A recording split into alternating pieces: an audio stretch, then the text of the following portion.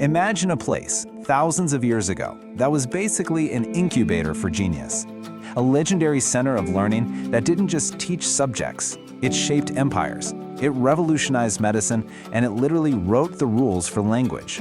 We are talking about the ancient city of Taxila. Out of this place walks Chanakya, the kingmaker, the political mastermind who didn't just advise an emperor, he basically wrote the manual on how to run a country.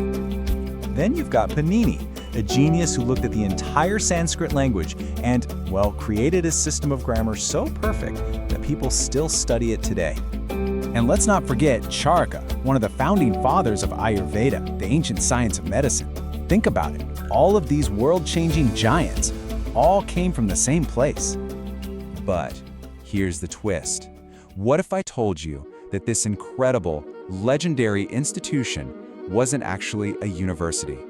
Not in any way that you or I would recognize. And look, this isn't just some wild theory. This exact puzzle was a question on one of India's most difficult competitive exams. So put yourself in their shoes. How would you answer that with everything on the line? Don't worry, because I'm about to show you exactly how. See, the answer is way simpler than it looks. It all breaks down into a simple three-step formula. First, we have to acknowledge its incredible fame, why everyone assumes it was a university. Second, we hit them with the contrast, the key facts that flip that whole idea upside down. And finally, step 3, we define its true legacy. By the end of this, you won't just know the answer, you'll understand the real genius of Taxila. So let's get into it. Step 1. Why did Taxila become such an absolute legend in the ancient world? Well, it all boils down to geography. And we are not talking about some place that was popular for a couple of decades. Taxila's influence lasted for 1,000 years. Just let that sink in for a second. It was a beacon of knowledge from the 5th century BCE all the way until the 5th century CE. That's a longer run than many empires have had. So what was the secret to its 1,000-year reign? It's the oldest rule in real estate. Location, location, location. Taxila was perfectly positioned right at the junction of 3 massive trade routes. It was like the grand central station of the ancient world, a place where goods, people, and most importantly, ideas all crashed into each other. And the result of all that traffic? It became this incredible melting pot. You had Persian culture, Greek philosophy, and Central Asian traditions all mixing together in one city. I mean, can you imagine the conversations, the debates, the fusion of ideas that was happening on every street corner? This vibrant cosmopolitan energy is what made it so famous and attracted the absolute best minds. Okay, so we've nailed down its fame. Now for step 2 of our formula, the big contrast. Let's really dig in and unpack this whole university myth. The entire system, the very heart of Taxila, was built on this one powerful idea, the Guru Shishya Parampara. Now forget everything you know about lecture halls and final exams. This was a super personal, one-on-one relationship between a teacher, a master, and their student.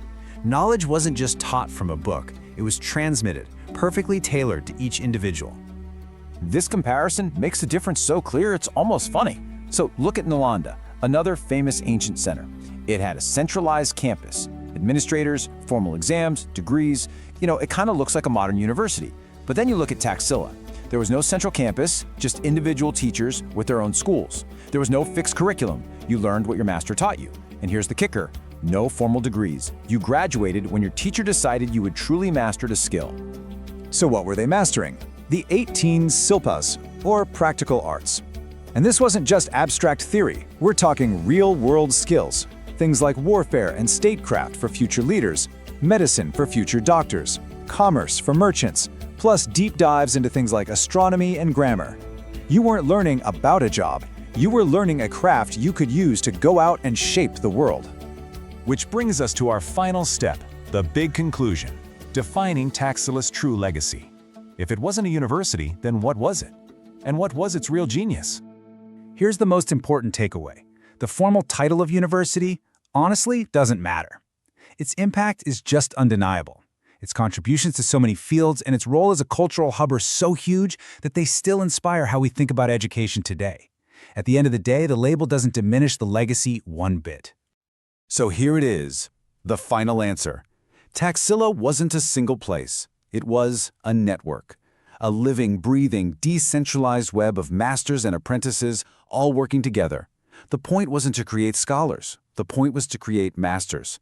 It was a system for creating doers, not just thinkers.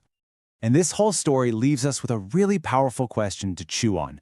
In our world of giant institutions and formal degrees, what can we learn from Taxila? Does true, deep learning really need a classroom, or does it just need a passionate teacher and a dedicated student? So I want to flip this question over to you.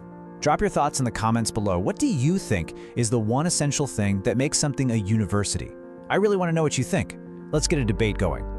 And hey, if this explainer opened your mind and gave you a new way to look at history, make sure you hit that subscribe button, because we have got a lot more jaw-dropping insights coming that will challenge everything you think you know.